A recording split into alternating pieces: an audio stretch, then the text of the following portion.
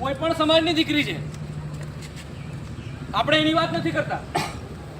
આ વિસ્તાર આપણો છે, આ જમીન આપણી છે, આ જંગલો આપણા છે, આ ધરતી આપણી છે, આ લોકો આપણા છે. એટલે કોઈ પણ સમાજની દીકરી હોય એ આપણી દીકરી પર એટલે કે આદિવાસીની દીકરી પર અત્યાચાર થયો એવું આપણે ગણવું પડશે. જરૂર એ વાત છે. મુદ્દો આજનો નથી કે આ રેપ થઈ ગયો, આ નવાઈની વાત નથી. ગુજરાત હોય કે ભારત દેશમાં દરેક જગ્યાએ શોષણ ચાલી રહ્યું. ક્યાંક શારીરિક શોષણ ચાલી રહ્યું, ક્યાંક આર્થિક શોષણ ચાલી રહ્યું, ક્યાંક માનસિક શોષણ ચાલી રહ્યું. રાજા મહારાજાઓ એમને રજવાડા આપી દીધા, આપણે તો આપણી જળ જંગલ જમીન આપી દીધી, આપણી સંપત્તિ આપી દીધી, આપણી જમીનો પર ડેમ બનાવી દીધા, લોકોને વિસ્થાપિત કર્યા, જંગલો આપી દીધા, જમીનો આપી દીધી. આપણને શું મળ્યું? આજે ગુજરાતના કોઈ પણ ખૂણે જાઓ, કોઈ રોડ હોય, કોઈ નદી હોય, કોઈ નાળા હોય, કોઈ બિલ્ડિંગ હોય, દરેક વસ્તુ આદિવાસીના ખૂન પસીનાથી બનાવેલી છે કે નહીં? ગુજરાતના કોઈ પણ ખૂણે જાઓ ત્યાં આદિવાસી મજૂર કામ કરતો હશે. આજે ભારત દેશમાં સૌથી વિકસિત કોઈ રાજ્ય હોય તો ગુજરાત છે. પણ ગુજરાતના 14 જિલ્લા આવીને જુઓ કેટલો વિકાસ થયેલો છે, કેટલો ન્યાય મળેલો છે. આપણે જેટલી આહુતિ આલી છે એટલું આપણને વળતર મળેલું છે નથી મળ્યું. અને સતત અત્યાચાર થઈ રહ્યા. ક્યાંક લોકો આપણા આદિવાસીઓ પર પેશાબ કરી જાય ત્યાં આપણા નેતા નથી બોલતા. ક્યાંક આપણી દીકરીઓના કપડાં કાઢીને રેપ કરી અને રેલી કાઢવામાં આવે ત્યાં આપણા નેતા નથી બોલતા, સરકારો નથી બોલતી, અલગ અલગ સંગઠનો નથી બોલતા. કેવડિયામાં થોડોક ટાઈમ પહેલા યુવાનોને મારી અને ખલાસ કરી નાખ્યા, ત્યાં કોઈ નિવેદન નથી આવતા.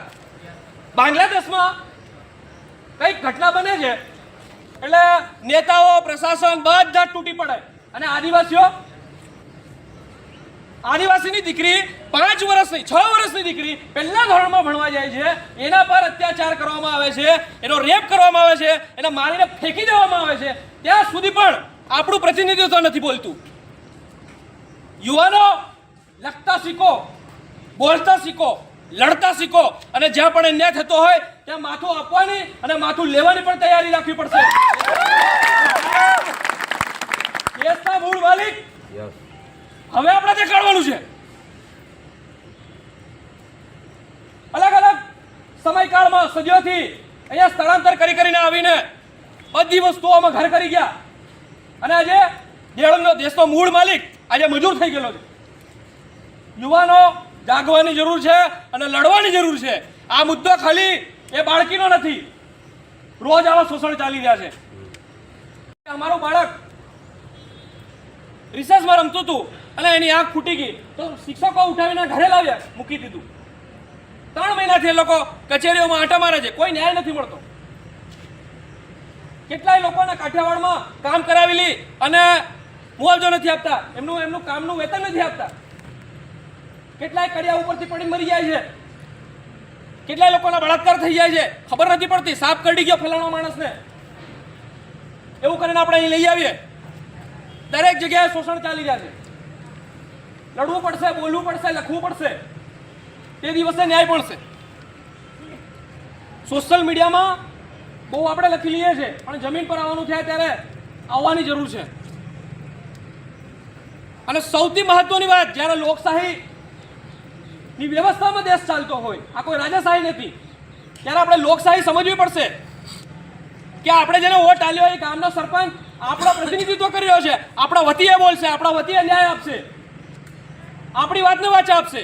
એ સરપંચ હોય, તાલુકા સભ્ય, જિલ્લા સભ્ય પ્રમુખ હોય, એ ધારાસભ્ય હોય, એ સાંસદ હોય, આપણને ચૂંટીને એટલા માટે આવ્યા છે કે આપણો પ્રજાનો, આદિવાસીનો અવાજ બને. પરંતુ આજે 19 તારીખને લઈને આજે 26 તારીખ થઈ ગઈ, કોઈના મોઢામાંથી ચૂ નથી થયું. કેમ? કોની ગુલામી કરી રહ્યા છો ભાઈ? પાર્ટીની ગુલામી. આવનાર સમયમાં પાર્ટીઓની ગુલામી વાળા કોઈ પણ પ્રતિનિધિત્વ હોય એને ચૂંટીને આપણે નથી લાવવાના. કે લાવવાના છે? લાવીશું તો સતત આપણે આ ભોગવવું પડશે. યુવાનોને હવે પગપાળા જવાની જરૂર નથી. આ બંધ કરો. ખોટી અંધશ્રદ્ધાઓમાં આદિવાસી પોતાની સંસ્કૃતિ ભૂલી ચૂક્યો છે, પોતાનો મૂળભૂત ધર્મ ભૂલી ચૂક્યો છે. આપણે ખત્રી પૂજા કરતા હતા, આપણે ફલાણું બેહાડે, ઢીકણું ડુબાડવા જઈએ, બેહાડવા લાવે ને આ કરીએ તે કરીએ. તમારા બાપ દાદા કરતા હતા? નહોતા કરતા. કામે તાવે મૂર્તિ બહાડવા વ્યાજ પર ઉતારીને લોકો ફલાણી બેહાડીએ, ઢીકણી બેહાડીએ. આમાંથી બહાર નીકળવું પડશે. શિક્ષણ પર વધારે જોર આપો અને આપણું રાજકીય પ્રતિનિધિત્વ જ્યાં સુધી ના બદલાય ત્યાં સુધી આપણી દશા નહીં બદલાય. આવનાર દરેક સમયમાં આપણે આવી જ રીતે દૂર હોય તો લખવાનું શરૂ કરો, નજીક હોય તો આવવાનું શરૂ કરો. લડવું તો પડશે અને તે દિવસે આપણે કહેવાયશું માલિક.